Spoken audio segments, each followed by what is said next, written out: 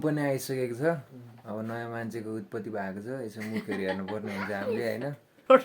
ल कसैको भाइ हो नि होइन, मलाई थाहा नै छैन। ल कसैको नजर नलागोस् होइन। बहिनी यस्तो छ, बहिनी भन्दा नि खतरा हुनुपर्छ भाइ चाहिँ, एकदम क्विट।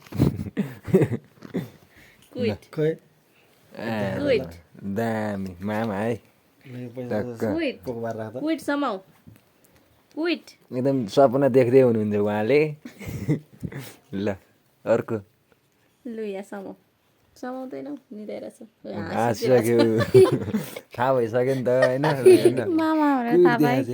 दामी अहिले चाहिँ हामी महाकाल बाहिरमा हिँडिरहेको छौँ, मामा र म। मामा पछाडिपट्टि देख्न सक्नुहुन्छ, म चाहिँ अगाडिपट्टि हिँडिरहेको छु भ्लग बनाउँदै। जस्ट अहिले चाहिँ हामी हजुरआमा घरमा जान लाग्छौँ, त्यहाँ गएर भेटघाट गर्नुपर्ने हुन्छ होइन। किनकि काठमाडौँ आइसकेपछि अब आफन्तहरूको घरतिर छिर्नुपर्ने हुन्छ नि त, किनकि हजुरआमा पनि ओभर बुढी हुनु भइसकेको छ। अब त्यो भएर भेट्न पर्ने हुन्छ मैले आएको बेलामा होइन। अब म कतिखेर आउँछु अब मेरो ठेगान हुँदैन नि त, त्यो भएर आएको बेलामा चाहिँ अब भेटेर गयो भने चाहिँ एकदम आनन्द हुन्छ नि त होइन। ठुलो मान्छे बने जस्तो हुँदैन नि त, किनकि मलाई त ठुलो मान्छे बन्नु मन लाग्दैन कि, देखेर नदिए जस्तो गर्ने होइन। त्यो लुकीछिपी कुराहरू गर्न मन लाग्दैन, जे छ प्रष्ट विचार हो कि म फेरि है। दामी तरिका छ भ्यूहरू, ओभर रमाइलो होइन। जो हिँड्न चाहिँ मजा आउँछ यतातिर।